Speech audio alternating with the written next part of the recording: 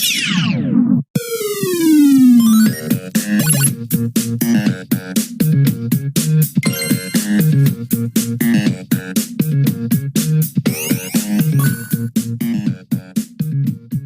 and welcome to the Checkpoint Reach podcast. I'm your host, Luke Eldon, and today I'm joined by Sud as always. But today we've also got our special guest, John, aka iHeartAnxietyBro. How you doing, mate? I'm doing great, man. Thanks for having me on. Nah, we really appreciate it, and you've made it into the top 3 Americans because you're our third American guest. Always the bridesmaid, never the bride. Hey, top 3 still decent, but you're a streamer, aren't you, mate? So we'll definitely be sure to put the links in the description below, and everyone go and check his links out. That's a little gratuitous because, you know, whenever I stream, there's about that much. No, I'm just kidding. But yeah. But thank you, man. Appreciate it. It's all good, mate. It's all good. And we've got you here today to discuss some gaming news from the past week. And the biggest one that really came out this weekend has to be the Mass Effect Remaster finally being announced after all the rumours. It's going to be called the Mass Effect Legendary Edition. And it will be coming out around spring 2021, so they say. It will include all player-based content from the 3 Mass Effect games, and will include all the DLC. And there's also weapons, armors, and packs, and it will be remastered and optimized for 4K Ultra HD. So that's all good news. I mean, this is something me and Sud have been talking about for a long time now and speculating about. Does this interest you, John? Are you going to be checking out the remastered edition? As soon as that motherfucker hits $30. Now, see, I'm a Mass Effect fan, and I know that's probably blasphemous just to say that. And it's well, why are you waiting for the? Well, here's the thing: I love Mass Effect, but it didn't hit me as hard as something like, say, Halo. Yeah. And again, it's a great game, awesome game, but because Mass Effect fell into that, it's if I'm not mistaken, and I don't want to be wrong here, but it's EA, right? That's EA. Yes, EA now have it, yeah. EA is just, I don't know, I've got a thing with them. They're they got a lot of stuff. And it doesn't necessarily have to do with the Mass Effect, but see, this just furthers my point is like now they're bringing out, all this stuff back when we could have had it a while back and probably cheaper. I don't know. I get on tangent when it comes to this kind of stuff, but the game's like, how old are we talking now? It's like at least Mass Effect 3 ended like 7 years ago, right? Yeah, was it 2012? Am I wrong, Sud? I think, yeah. Right. So, I think it was 2012. Yeah. I'm more of a technology person. I like things that are cutting edge and out in the open. So this, while again one of the best storylines, one of the best games that's ever graced its presence for us, it doesn't hit me the same as say like if they would have maybe came out just said, hey, this is what we're working on now. This doesn't hit me the same because I know they did the teaser, right? Like they showed us a little something that's coming. But this doesn't hit me the same. This isn't even on my radar. But I do definitely I do like the series, but yeah, I don't like the rehashes and trying to get more money out of the it's a sponge. It's just a sponge. That's actually something me and Sud have complained about a lot over our course of doing the podcast. Are remasters usually. It's something we kind of not interested in a lot of the times because, like you said, it's just rehashing old IPs. But saying that, this is a remaster, so that me and you have wanted for a long time. Yeah. We just wanted to play a game that was obviously more up to date, and would please sort out the combat from 1. That would be nice. Well, I don't want to disappoint you, but it seems like that's not going to be the case. Going to be fixed. Yeah. They didn't mention anything about improving the combat, or I think a lot of these changes they're going to make are going to be graphically, and obviously they're going to bump up the frame rate, which I think will help one because. The first game, it's a bit janky, isn't it? Let's be honest. That's a bit of an understatement to say the first game's janky. But when was it? 2008, though? 2007, yeah. 2007, there you go. 360, so. Yeah, I mean, look. If people go into this expecting a remake on the level of Resident Evil 2, then they're going to be very disappointed. It's not going to be like that. This is going to be a straight-up remaster. Visually, it will look better visually because, with the up-res to 4K, especially if you're playing on the PlayStation 5 or Xbox Series X, you'll probably see a decent amount of difference there compared to the originals. The frame rate, I assume it'll be 4K 60. I can't see why it wouldn't be.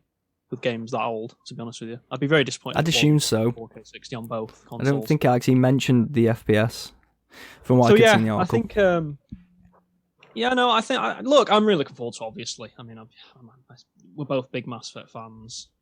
You know, we are, like you say, John. We are them people that will lap it up. We will pay the $60, $70, £50, whatever it is. You know, we'll pay it. So. You know, and a lot of people will. I think that's the thing. I think it will sell well. There's no doubt about that. Mm-hmm. No doubt. It reminds me of Halo, the Master Series, the Master Chief Collection. Yeah. If it hits me, if they do what they did, like if they can come up with that, like, you know, change the graphics around to where you can see both, and just like little nuanced things, like, you know, really make it feel like a homage to the series. Hey, I probably will get it. But if it's like a half-ass type thing where it's like some shaders here, you know, some stuff just looks different, then yeah, that's why I'm saying it's not on my radar. But if it comes out and people are just like, man, it looks like they really did a great job by making you feel like, you know, here's the old, here's the new, and this is how you should feel coming up to nowadays, you know, technology. If they do what they did with the Halo Master Chief stuff, then yeah, I could definitely see why people would be super thrilled. Definitely. I think with this Mass Effect sort of trilogy now, this remaster, I think, to be honest with you, if 2 and 3 are kind of just left as they are, just with a bit of upscaling and stuff, people will be happy with that, because let's be honest, 2 and 3 played well. Obviously, they did. They're great games anyway. It's the one people have concerns with is the first game, isn't it? That's the one everyone's kind of going, will they fix it? Will they not? Will they do things? You know, I'm just thinking, can they do things like, you know, when you're sort of in the Mako on them kind of barren planets, can they like add things in, add a few more assets in, you know, make it a bit more alive, maybe? Mm-hmm. And I don't think that's too hard of a thing to do, even with a remaster, you know, add a bit more flora and fauna, stuff like that to some of the planets. Mm-hmm. I think that's definitely possible. I think we're just going to have to accept, you know, I think we are just going to have to accept that the combat is going to be what it is. I don't really think it's going to change too much, to be honest with you. I was really hoping they were tweaking it. I was really hoping they would tweak the combat in the first one and just make it similar to the second one, because as we've discussed many times, the second game, the combat between that and the first is night and day, and really enjoyable, actually. And if only they could somehow just bring it up just ever so slightly towards that. Because I hate the combat in the first one. Yeah, you really do hate it, don't you? I mean, I remember you. I can kind of get by with it, but I know you really are not a fan at all. No. The overheating is the worst. I mean, if they could get rid of the overheating, that'd solve like quite a lot of the problem, I think. Yeah, the overheating. Because that was really annoying. That was really annoying. You'd fire like 2 or 3 shots and it was like, you know, you'd hear that stupid noise and the overheating gun, and it was just frustrating. And then you'd try and get, sometimes, I don't know, do you remember trying to get into cover on the first game as well? It was kind of iffy, and yeah, and then when you first play Mass Effect 2 and you try and get into cover and it actually works, you're like, wow, this is going to be a better time in the combat, that's for sure. Yeah, see? So, that's what I want. Just little tweaks to make things like that a little bit more smoother. But I wouldn't get your hopes up, Luke, from what I've seen from... I've read all the details on it. I'm going to go midway. I'm not getting my hopes up. I'll give him a chance. Do the edit like when after Luke says that, there's like an edit where just like a sad face with the 2 tears on. No, what was the Mass Effect that did the multiplayer? You remember the multiplayer in Mass Effect? 3. The one that where? No, it's number 3. Was it 3? The one where you had like the down ship and like you had to go and like. Yep. Okay. It's like a horde mode almost, wasn't it? Yeah, I actually enjoed the shit out of that. Yeah, so I liked it as well. Do we know if any of that's coming back, or is it? No, it is just single player. So they're not bringing the, which I think is disappointing, because I actually think it would have been a good way to prolong the game a little bit if they'd have had the multiplayer for 3, because I think a lot of people did enjoy that multiplayer. I'm included in that. I actually like the one on Andromeda as well. I don't know if you ever checked it out, Luke. Maybe not, but no, I didn't check out that on Andromeda. It was good, really good on Andromeda as well, actually, the multiplayer. So it is a bit of a shame, because like I said, I think it would have been a good opportunity to prolong the game a little bit and keep Mass Effect in people's minds. Because obviously this is going to come out, and then it'll have a good couple of weeks, won't it? But then I'm assuming it'll probably easily be forgotten, because games just come out all the time, don't they? And you move on to the next game. So yeah, it would have been nice to have some sort of multiplayer component, but it's not going to be there, unfortunately. True. Did you ever check out Andromeda, John? I did. I played probably about the first half of it. Mm-hmm.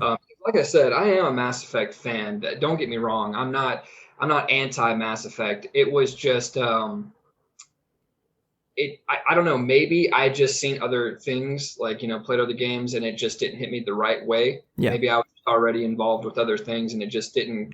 Again, I love the gameplay, as far as like, I love the fact that, you had all these options, and it really felt like they wanted you to feel like you were on this space odyssey. I felt some of that, but I don't know, it's probably biased towards EA and just in different, things. And maybe I had stuff going on in my life, that just stopped me from playing. But I don't know. Andromeda felt too just disjointed. Like, it didn't feel. Again, I'm sure a lot of people, because I have a similar problem with Final Fantasy. I'm a huge Final Fantasy series player. Like, I love that game, the whole series. And a lot of people have problems with different iterations in each one. For example, there's a huge dissonance between Final Fantasy players for, like, say 10 and 12, because 11 was online.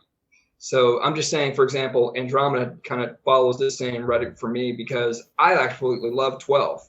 And a lot of people didn't love 12 on Final Fantasy. And for Andromeda, honestly, it felt weird. It felt weird to step into somebody else's shoes, even though I don't know. No, I totally get what you mean, mate. And I think a lot of people probably do agree with you.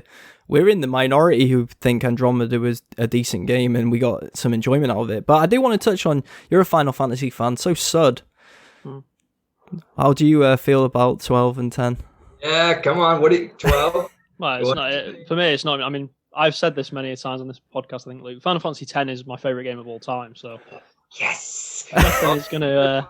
Air 5. Yeah, Air 5, because I just love it. And I think, to be fair, though, that I always think with Final Fantasy games, whichever one you play first is always going to be probably your favorite, or at least up there, because I had played Final Fantasy VII on the PS1, I think, but I was so young. I was about 5 years old, so I didn't know what I was doing properly. It's one of them. You play, when you're playing as a 5-year-old in the game, you don't understand. And it's like, yeah, whatever. Just move on to the new flashy game. Yeah.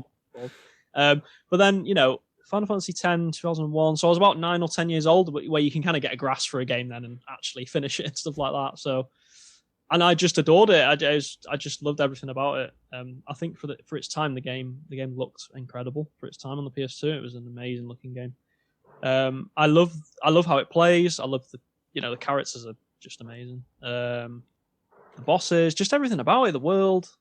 I don't know. Let's be honest here. Final Fantasy X was a complete, shell shock to fans. I mean, it was the next generation, voice acting, all of the, the whole thing. 3D graphics. I mean, we're talking about a mind grenade. I mean, I don't want to be that guy who just overstates dramatically. But I mean, it really was. It was from 9 to 10 is a ridiculous leap. It's ridiculous. Yeah, absolutely. I want to say real quick, I'm going to touch on what you had said. I do not agree. Respectfully, I do not agree with the fact that if first Final Fantasy you play, you generally are going to love. Because while I liked it, Final Fantasy VIII was the first one that I ever had a chance to play. Okay. Never even got a chance to play 9. I don't know why, but I actually just now recently got 9 because they released it on an Xbox. And but 8 actually was really good. I enjoyed 8. And 8 was genuinely one of my favorites. But when I played 10, like I can't even tell you, like, that hit me so hard. Like, I played that game every day from school. Like, I literally came home and so good. Hours and hours. Dude, I don't know about you, but I went and found all the bonus Aeons. Yeah, I did. I did everything. I did all the things on it. Yeah, I loved it. I did it recently again on I played it on the PS4 and the Xbox One. I played it both times when it came out on each one. So the remaster. So yeah, I just like I said, it's my favorite game of all time. I don't know if anything will ever beat that, really, because it was just a time and a place thing as well. When you're that age, 9, 10, we've all got memories of games, haven't we, when we're like 10, 11 years old. Like, was 10 the one I actually played? 10 was the one you did play, yeah. Yeah, that was a decent game. That was fun. I mean, yeah, it was I got stuck, but I think it would have been fine. It was the sphere grid, wasn't it? I remember that sphere grid. You just didn't at the time. You just didn't really get it, did you? Or get what you did with it? Mate, when I was playing it, I was just thinking, I'm just gonna run through this game, get enjoyment. Oh, I'm enjoying it, and then I hit a boss that I couldn't beat, like that crab boss or whatever. And then you turned around to me and went, "Have you done the sphere grid?" And I went, "Nah, I ignored that." And you were like, "Yeah, you screwed, mate. You're gonna have to go back." So I was like, "Nah, I'm done." But I always like talking to people who don't play Final Fantasy, like who only play Final Fantasy X as an outlier, just to try it. Mm-hmm. Because I love asking them, do you remember Maester Seymour? That motherfucker came back 5 times. Like, I don't even know how many. I swear to God, you killed him. I love that guy. I love him. He's great. I know, but villain. Somebody who didn't actually wasn't great, enjoyed it. Like, they're like, because a lot of times Seymour would come as a surprise. He'd come out of nowhere. And he'd come back, and I can just imagine the people who, they're just who don't really play it that much, or like the Final Fantasy series, like, what is going on with this guy? Like, I've killed him 3 times already. Why is he still here? And then you die, and you have to start back over. And so I don't know. Did you see Maester Seymour at all, Luke?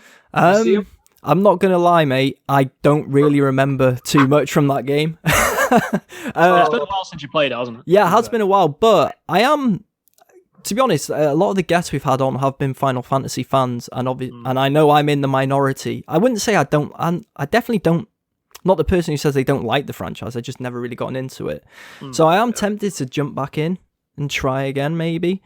Especially on the next generation of consoles, give me some games to play in the meantime. I mean, what Final Fantasy is it? 15 that's on Game Pass. 15 is on Game Pass, I think. Yeah, it was anyway. Oh, yeah. It was. Yeah. 16's coming out sometime, probably next year. Maybe that looks I don't think it looks promising. It looks very promising.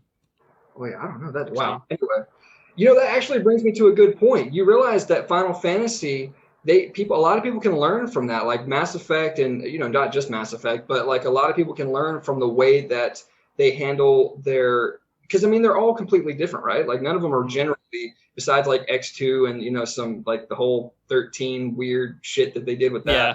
But if you really look at it, Final Fantasy is a good way to really figure out how you can make new games, or try to figure out how you can kind of keep up that continuity and still appease the fans. Because I feel like Mass Effect, even the Halo series and stuff like that, people don't understand how to make games within the same realm or sequel without some kind of major problem. We wanted to go this way this time. Final Fantasy doesn't fuck with that shit. They keep all for example, crystals are always in it, magic and all this other bullshit. It's always usually chocobos. Right. Fan favorite things are you can tell when you get a Final Fantasy game, whether it be the Final Fantasy 13 weird shit that happened with that. It's still, there's all these little things, these homages to the past fans, and then bringing new people into it. So I think that's a good link to what we were talking about. If somehow people could figure out how Final Fantasy does that, how they bring their. I even feel like Final Fantasy probably has a good, a crazy, probably good culture, at their studios and their devs and stuff like that. Because you can just tell the game is taken care of from point A to point B and beyond. Maybe some games looked a little weird, like 13 and stuff like that, but still, you could tell there was a definite level of, whatever. It's funny you say that, because obviously Final Fantasy 15 received a lot of criticism, but I've got to say, I really like that game a lot. I really like Final Fantasy 15, and I know that's probably a minority opinion, but I really enjoyed it. I thought, look, okay, the game definitely wasn't perfect. There was definitely problems with it, but I actually really enjoyed the story. I thought the story was really good. It's a Final Fantasy game, though. Yeah, exactly. And I know some people have a problem with the combat, and it's more like, it plays more like Devil May Cry than Final Fantasy, in all honesty. But I don't really mind that too much. It was okay. It wasn't anything to be oh, whatever. No, it wasn't anything special. I don't like the way they did the monsters. I don't know why. I didn't care for that. I don't like the way. Yeah, some of them are a little bit lame, I guess. But I just thought the story was really good, especially the more you went on, the better the story got, I thought. There was definitely some confusing parts that probably could have, I can think of a chapter. Have you played the game fully? 15? Yeah. You remember the chapter? Oh, what was the chapter where you kind of was it chapters? Infamous chapters, and there's a chapter 12 or chapter 13 in the game where I played that game one time through. I can't remember. Yeah, you're probably gonna have to remind me.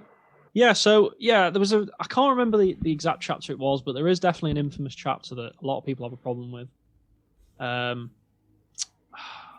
It's when you're playing as what's his name? Is it Prompto? Say it again. Prompto. Was it Prompto, the kid, the youngest one? Oh yeah, I think you remember. There's a chapter where you play as him, and you're kind of like going through some sort of weird prison or something. It's like, I don't know. It was just a very strange chapter, and it was like off from the rest of the game, if you know what I mean. And it kind of felt a bit like this shouldn't be in the game almost. And that kind of I spoiled the game a little bit, but I still thought the game was really fun, and I thought it had a great ending actually as well. I enjoyed the ending to the game. Yeah, I mean, I agree with you. They Final Fantasy right now in my opinion, is an identity crisis. Like they're trying to move forward. They don't want to be, they don't want to be stuck in the old ways where it's just turn-based and everything feels the same. Because I mean, let's be honest, from 1 all the way up to probably 10 really was turn-based. You knew it was the combat that was about to unfold. You could feel what was about to happen. 12 took it in, everyone, that's why everyone hated 12, because it went to that gambit system to where everything was, you could do different things, and you didn't have to just do turn-based, like you had strategy and stuff like that.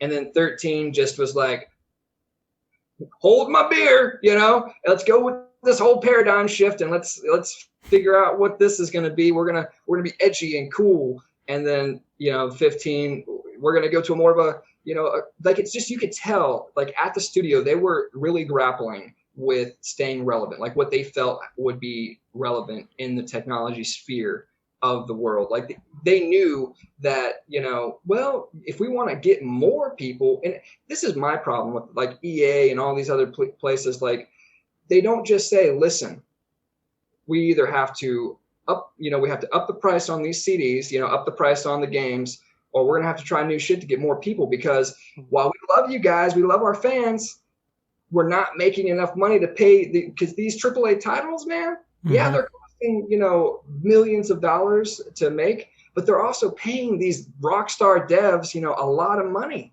and people don't understand that, like, we've been at $60 a game for a long time, and obviously there's the $100 digital edition and whatnot, but people on a budget more often than not are going to buy the $60 version. So I think Final Fantasy is in that identity crisis where they're trying to remain relevant. They're trying to attract new people.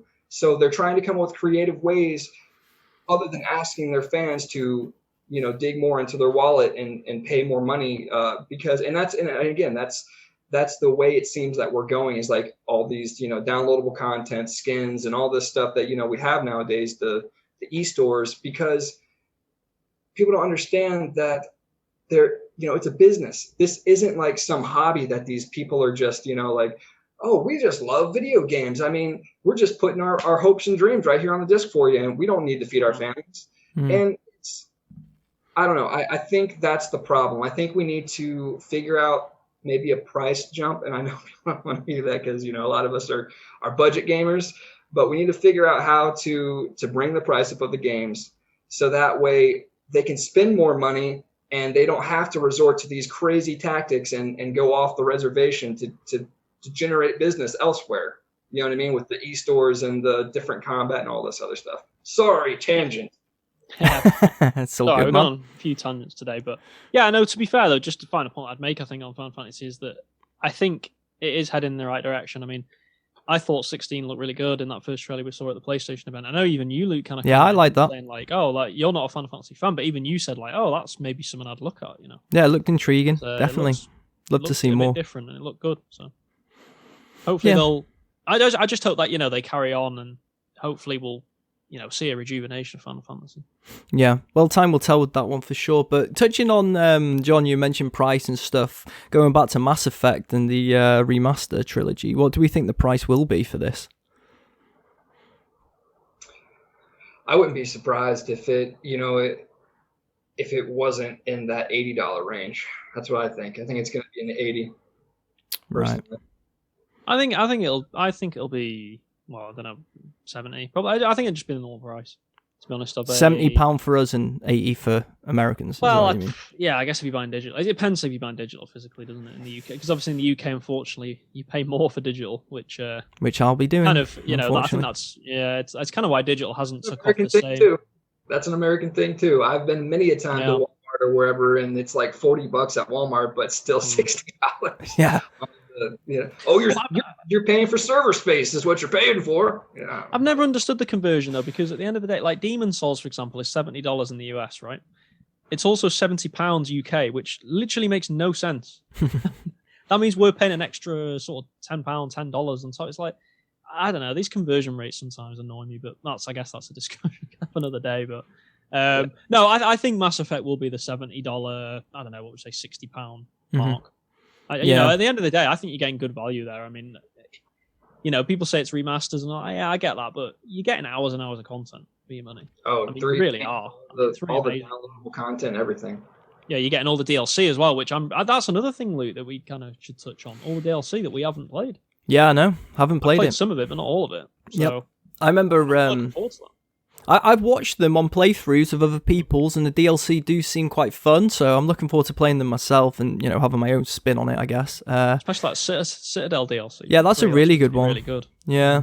But at the time, we never played it, did we? I wonder why. No. I don't know. We just never seemed to get around. To be fair, though, at the time I was probably struggling for money more so being a teenager than just being a grown adult who still probably struggles for money but can find a little extra if I need it. Yeah. So it's just one of those things, and it'll be nice to actually play it this time. So see what I mean? Like, look, we just saw the economics of what Luke has to deal with right here. I mean, he's literally. I mean, that's why. This is another little tangent, but that's why things like the Game Pass, like the Xbox Game Pass, are going to be a revolutionary thing. You're going to start seeing people try to emulate this and all. I mean, it's already been done. There's EA, Game Pass, and these other different things that people have, but not to the level I think that Xbox is doing it. Like they're really like, I have Game Pass. I pay for the Ultimate Edition, and they're literally putting brand new AAA titles launch day on these, on Game Pass, and they're basically making it impossible for you not to at least try the game. And if you want to, because obviously they're probably at some point, because I have a lot of people on my friends list who are like, well, I'm not going to get Game Pass because if I buy a game, I'm a collector. I don't want it to be disappeared from my library in a year or whatever. I'm like, dude, really?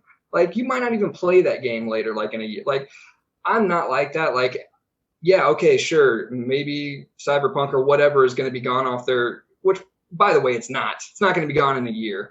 But even if it was, it's like you got what you got out of it. If you love it that much, go tell the developers and buy an edition. You know what I mean? Don't just sit there and hide behind the $5-10 thing, whatever it is. But yeah, I don't know. I really think that is probably where we're going with all of this, with that, because like I said, you just touched on it a little bit, and I'm sorry, I wanted to address that, because we want to play these games, we want to have these great adventures, we want to we want to do these things, but we can't because we have to have the money to do it. So yeah, definitely. And we totally agree with you, mate, when it comes to Game Pass, because we are big fans of that service, and it is a fantastic service, really. I know there will be fanboys from other sides suggesting that we're fanboys or something, but no, when you actually look at it subjectively for what it is, or objectively, sorry, it is a fantastic service, and it does help gamers out, man. I mean, I think I've just got the normal edition, so it's £10 a month for me, and I'm going to play games that... So... What did you say, sorry? So yeah, I pay with I have the Ultimate, which is it's literally just Xbox Live with the Game Pass. So that's what I pay for. You also get it on PC as well if you game on PC, which is great with Ultimate. You do. So. And it's definitely, like you've touched on, I'm going to be trying games that there is no way in hell I'd ever have tried before. What's the game we always bring up, Luke?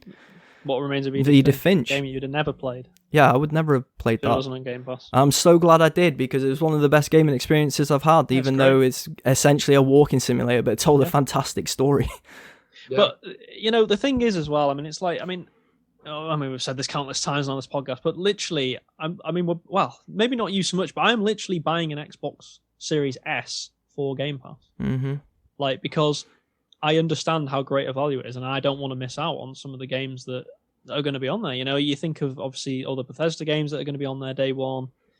You think of like Halo, Gears, Forza, all those games are going to be there day one when each new version releases. You think of all the indie titles they get day one. There's going to be so many games to play, and even the random third-party games they get on there. So, and my primary console is going to be the PlayStation 5, but and that's going to be mainly for the games that aren't on Game Pass. But my Series S is going to be a great Game Pass machine for me, and I think a lot of people are going to be in that same boat. A lot of PlayStation gamers that play on PlayStation, I think, would be tempted by that Series S with Game Pass. And it's just another avenue for Xbox and Microsoft to make money. So it is. There's no doubt Game Pass has revolutionized things. And you even look at like the way PlayStation. Do you really think PlayStation now even would? It's not. I'm not saying PlayStation now is great, but it's in a much better shape because of Game Pass. Yeah, because they needed to. They had to improve it. I mean, I don't know if any of you. PlayStation now was terrible when it first came out. It was bad. It wasn't good at all. Like, some of the games on it, and they've improved it a lot in the last couple of years. Because they have to compete with Game Pass. And you look at that. Is it the PlayStation Collection where you get 20 first-party games when you get your PS5? I mean, that's only because of Game Pass. I think without that, they wouldn't be offering a service like that. So, I think it just breeds competition when you do good things that Xbox are doing, and that's good for everyone at the end of the day. Yeah, I agree. When it comes to the next gen consoles, John, what side are you going to fall on? I do not have a side. I am completely neutral. I just love, honestly, man, I got into the streaming thing because of, my love of video games. I always believed in that rhetoric where, you don't do something unless you have a passion for it. And I absolutely love storytelling. I love, just the fidelity of the resolutions and all, just the whole process, the artistry, the narrative, just, I'm the kind of guy, how some people are just really into books, they love to read, they love being locked away in that fantasy land. I'm the exact same way with video games. You put me in a sandbox type game, open world, where I can just do whatever, like Skyrim or something like that. I am just absolutely happy. I'm in the best place in the world. That's my home. That's where I like to live, is in these dreamscapes of just things that I've never even thought of, things that I've never even imagined, but now that I see them, they give me pause. They get wow, this is amazing. I don't know, it's that mind thing, right? You just get lost in it. It's euphoric. So yeah. But I don't have a specific I literally will play anything, anywhere. I had a PlayStation 2 for the longest time. I mean, I had to play Final Fantasy X on that. So I don't have I will admit, I don't have a PlayStation right now. I've been Xbox for the last 10 years, but that's only because the only reason I have only gotten Xbox is because what happens when we have these fanboy wars and things aren't connected? We have to decide which friends we're going to play with. And that's what I don't like. I don't like that. I don't like the fact that we have to pick and choose our friends based on consoles because they can't afford the other one. You know what I mean? I can go out and buy a PS5 or whatever, PS4, but I did that. Actually, now that I think about 2 years ago, I went and bought a PS4 and got Tales of Berseria and something else. I can't remember what. Final Fantasy Realm Reborn, because I wanted to play Final Fantasy Realm Reborn. I was just I have to play this game. So I went and bought a PS4, and dude, after I realized that Final Fantasy 14 wasn't my game, I just couldn't get as much into it as I wanted to because of the combat or whatever, my PS4 sat there for months. And I didn't play it because all my friends were on Xbox. Everybody that I know, everybody I talk to, it's not because PS isn't a great system. It's just I have no reason to be there other than, just those games. Well, that rings true to home for us too, doesn't it? So most of our friends are on Xbox, and that's been the main reason over the last, probably same as you, John, 10 years that we've had the Xbox systems, essentially. Although a bit different for me, because last couple of years I've been more PlayStation, I guess. But obviously for a long time was Xbox, wasn't it? Because of where all our friends were there. So. But do you play them because of a single player, or do you play them because of your friends? The Xbox. The PS. No, I mean on the PS. Oh, the PlayStation. I personally, I'm more PlayStation gamer now because I just prefer that ecosystem now, and I prefer the games on there. I don't know. It's just one of those things. It's just where I've naturally gravitated towards, I think. Single player though, essentially, isn't it? Single player, yeah. I'm a big, I do play the odd multiplayer game, but it's more single. I'm a big single player guy. And the type of games that PlayStation offers to me are the type of games I like, story driven. Whereas that's the one thing on Xbox I still think they need to fix.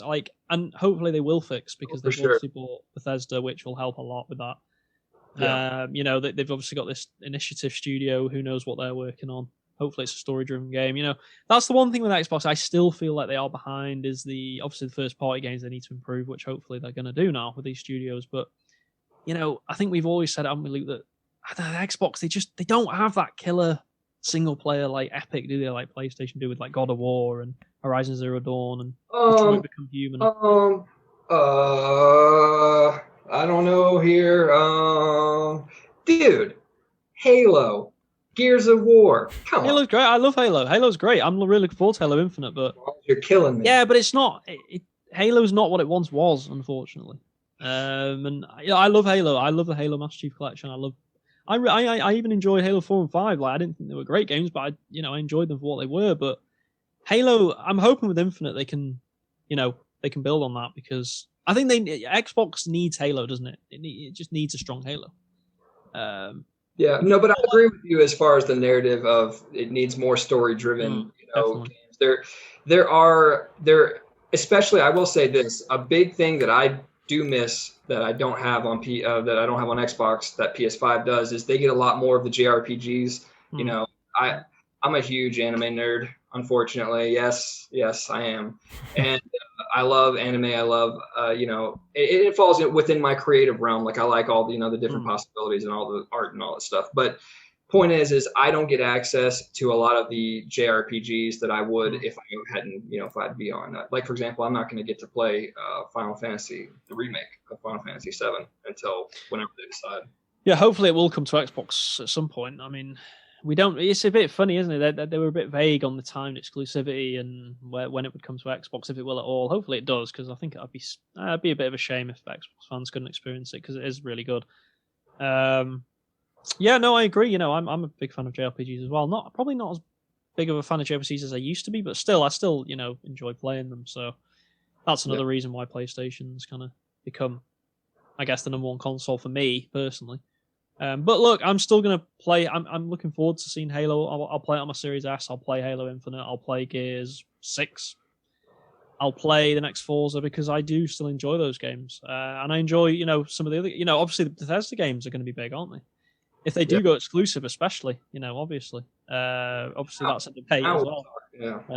If they're exclusive or not. But, you're talking the next Doom, the next Wolfenstein, the next Elder Scrolls, the next Fallout. Yeah, but I mean, I love all those series, so I'll be playing on Xbox with those. So, Yeah, well, this generation definitely for us too. We're going to be on both from the start, aren't we? Both got a PS5 and got this Series S, which I wouldn't have been on both at the start if it wasn't for the Series S. But obviously, with it being the more affordable option on the Xbox side of things, then I thought I have to get that and just get the Xbox Game Pass with it. That's all I need it's a no-brainer. On the Xbox side for me, really. And it's going to work out perfectly, so... Which I'm really excited for, actually. I get it tomorrow. I forgot about that. Yeah. Nice. Yes, comes tomorrow. Speaking of reasons of why to get an Xbox now, did you guys see the news leak about what might be happening with the Game Pass? Like what they might be acquiring? I saw the Disney Plus stuff. Right. So Was it Disney Plus? Right. It's not confirmed yet. Yeah, it's not confirmed, but Xbox Pass might be trying to go even further with this whole thing. Like, they might be actually getting additional services within their realm. Like, could you imagine the Xbox Game Pass, all the games you want, right? Then it includes your, some of your favorite streaming titles, for movies and stuff like that. Like, they might be, if they do it the right way and somehow figure out a price point, they might be the next Amazon of, like online gaming, like the online gaming hub. Like, okay, you want a game? Here's our game section. You want to watch movies? It's included. You want to, whatever. If you want cloud gaming, it's on here too. Like Game Pass might actually revolutionize that. So that'll be why. Sorry, just quickly said. That's why then the Game Pass official Twitter account tweeted a picture of the Mandalorian and Baby Yoda yesterday and said, like, we're not just tweeting this for no reason whatsoever. And everyone just started speculating then, like, oh my God, what's coming? What's coming? It's funny though, isn't it? Isn't you know how you say about all it? It's funny really because it seems like you know how Xbox One in 2013 was doomed and came out with this bad messaging. Isn't it eerily similar now in terms of not in terms of the messaging, but in terms of like the same thing they were trying to promote in 2013. They can do now because people have moved on to digital. Like they were trying to do. They were ahead of their time. 2013. They were too. But unfortunately, at the time, people weren't ready. For it they weren't receptive to it. No. Now, like, yeah, you might still get the odd naysayer that's like, I don't like subscriptions. Like, I think you mentioned it before, John. People that are like, yeah, I just want to buy my game. I don't want to buy subscriptions. Let me buy my games. I'm a collector, stuff like that. But I think the vast majority of people now, they like subscription services. They like everything in people's lives these days tends to be subscription based. Netflix, Amazon Prime, all that. Everyone, so. Yeah, I mean, that's true. So it's just funny. I think it's funny how things are coming full circle for Xbox. The things they tried in 2013 that didn't come off, they probably just thought, well, okay, we'll back down for now. And then in a few years' time, when people we'll just try and bring it back again. It seems like that's what they're doing. Like, and it's just funny how things work out really like that, isn't it? Yeah. People don't know what they want. That's the problem. People don't know what they want. True. And we got caught up in the fact that it's an always online, console, which don't get me wrong, that is kind of you do segregate people in your realm, because there are people like that have military who can't get always internet connection, stuff like that. So I get the backlash, but people need to understand that they probably would have made a console anyway that would have been able to go offline, even had they continued what they were doing. It's just one of the things, though. I mean, I don't know about you, Luke. I don't think I've ever had my Xbox not online. So everyone fretted about, everyone was scared about, always online. I've never once been offline with my Xbox or my PlayStation. I guess though, it's always the fear, isn't it? If fear, John touched on, what if you do go away with the military or something, or you go away and you want to take your console with you for some entertainment, and then all of a sudden there's no Wi-Fi, you can't get on, and then you're berating Xbox. But how many people? What if you had to guess a percentage of people that are playing these consoles offline? I think it's probably less than 5%. Oh yeah, it'll be low. Less than 5% now. Most people are playing with an online connection. There's no doubt about that. I mean, yeah, okay.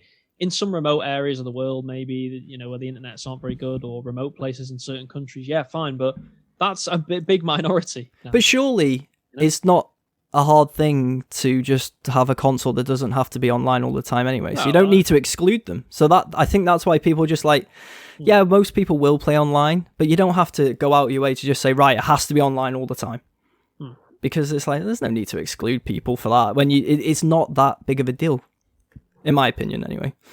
And Xbox did a fantastic. Yes, they took a lot of heat. They did come out with all that crap, and it had to go and change shit and do all this. But they did an amazing job of slowly, now that he brought that up, of integrating what they wanted to originally do into what it is now. So they did that that behind the oh, you don't like that? Well, guess what? It's going to be put into your console within the next 5 years. You're not even going to realize that you need an online console, because guess what? Now that you have Xbox Pass, all this stuff that you depend on to have your fun during the day, guess what it needs? It needs an internet connection.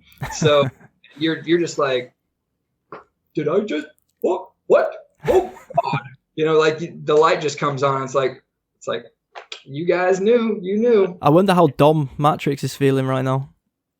No, he's probably not feeling great. I mean, he lost his job after the conference pretty much straight away. Yeah, let's be honest, deservedly so. I mean, the way it did not go well for them at the way Don Matrix was taking things was just. I mean, Phil Spencer, to be fair to him, has completely revolutionized Xbox. I mean, we have to remember when Phil Spencer took over, Xbox were in a dire place. I mean, start of 2014, obviously you had all the mess of the E3 the year before and things like that. And Phil, to be fair to him, it's took him a bit of time, but he slowly but surely he's turned it around, and they're in a strong position now. I mean, we've said this before, haven't we, Luke? Unfortunately for Microsoft, PlayStation are always going to have that strong. They're just always going to have that strong brand loyalty around the world. I mean, it's just Sony. Everyone knows Sony. Everyone knows what a PlayStation is. It's ingrained in those countries. It's ingrained, exactly. It's ingrained in, especially you look at a lot of the European countries where it's heavily PlayStation. Mm-hmm. I think America is the battleground, really, because America really is a 50-50 split, isn't it?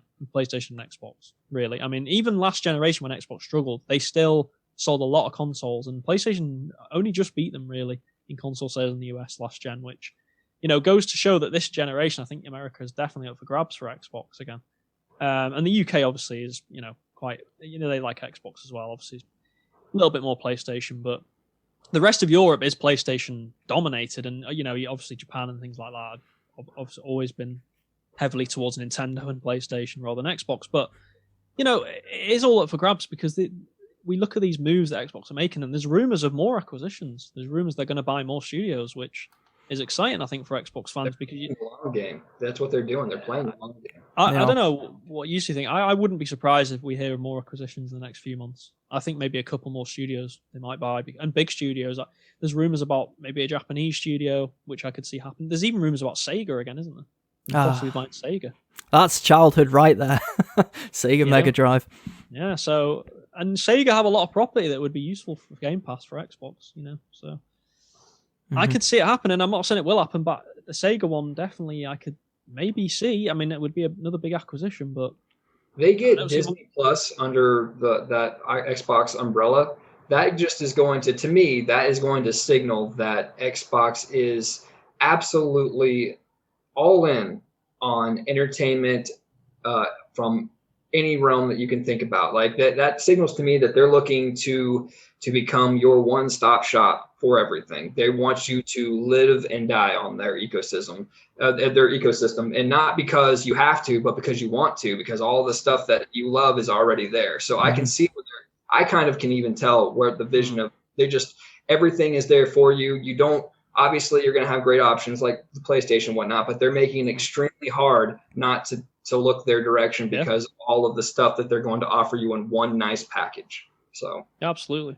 Yeah, definitely. I'm assuming as well, though, that the Game Pass would go up in value per month if that was the case. But to be honest, it'll go up in price. Yeah, but absolutely. I mean, they said they wouldn't charge, didn't they, though, for a year or two? So we'll see if they hold their word. But even if it went to 15 quid and it's got those services on, I mean, come on, it's kind of a no-brainer. I personally think they'll do more of a Netflix style, £1 a month. And then in a few months, another £1, another $1 a month. I think that's the way they'll go. Because that Netflix, I think it's a smart play because we've seen with Netflix, I mean, how many times, I don't know about you, John, but me and Luke, how many times have we had Netflix, Luke, and not watched it for like 3 months and we've just had it ticking along? And it's like... To be fair, though, I use a family member's Netflix, so I don't have to... I don't pay for it. No, but you get what I'm saying. There. I'm saying that like there's an easy... You must have other subscription services at times where you've just forgot about it. Because it's just an easy thing to forget about, isn't it? Even with Game Pass sometimes. Yesterday, I recently cancelled my WWE Network subscription. Well, there you go, exactly. Yeah, because What? I was watching all the old stuff, like the Attitude Rules, and then I was like, right, I need to get rid of this. I don't even use it anymore. Yeah, that's what I'm saying, though. But they got you. They probably got more money out of you than they deserve. They should have. And you deserve to give them. and look, we can say like, oh, that's the way subscriptions work. They can make most of their money on people who forget to cancel. I mean, just the way it works. Yeah, don't you guys have commercials too that show you these different services that put all your subscriptions in one program so you don't forget them? Like, have you guys seen? Oh no, I've not seen that. Yeah, there's commercials now for companies that specialize in software that puts all your subscriptions in one tight little package, so you can tell what's coming due and everything, so you don't lose track of your subscriptions. Because, like you said, I feel like everything is getting right. Like video games, food, everything is starting to rise, in value. So how are people responding? By, like we had talked about, putting what we need in a monthly package. So instead of buying all this stuff at one point, we just slowly pay for it month by month by month. And okay, so now, for example, for me, I get my groceries delivered. My groceries are delivered to me. I pay a monthly subscription for this to happen. So now I've got my food, my entertainment. What's next? What? I mean, your car insurance is monthly. You literally are going to be paying for everything in the future. Like by 2050, I don't even know. We're probably paying for everything and anything on subscription. Yeah, it feels that way. Yeah, it feels that way. It feels like everything is going subscription based these days, which I don't know if that's a good or bad thing, but I guess time will tell. Pros and cons for everything, like in life. Yeah, that is very true. It's like Game Pass as well. It's like there's pros and cons. Like, obviously, consumer-wise, it's a big pro, but who knows what unintended consequences these Game Pass sort of like subscriptions will have in the future. We just don't know yet. Obviously, it's too early. So yeah, how much of a hit are developers taking to exactly, put on, on a pass? Because obviously they're not going to get that $60 one, whatever. But I don't know. I think people see that what's going on here, and that's why everyone's going subscription based, because they do see that you can eventually hike prices, more value, blah blah blah. I think mathematically it'll make sense. It's just not what you want to do if you can't sustain it in the beginning. Mm-hmm. Yeah, I agree, and that's probably a good place to leave the podcast for today. We've had a great chat there, John. Thanks for joining us. We really appreciate that. And where can people find you, mate? On socials, Twitch? Yeah, I have a pretty unique name, iHeartAnxiety. So it's iHeartAnxietyBro on Twitch. I do Twitch, Facebook, and YouTube, but Twitch and Facebook mainly is where I live at. But yeah, I appreciate you guys. I'm definitely a fan now. So I'll be watching, future iterations and furiously commenting in the sections below. No, we appreciate that, mate. Yeah. Happy to have you aboard, and it was great having you on. So people definitely go and check out John's Twitch and his Facebook. We'll put all the links in the description below as well, so you can easily find it. And you can also follow me and Sud on social media. Where can people find you, Sud? Yeah, so it's just on Twitter for me as usual, at David10Spud.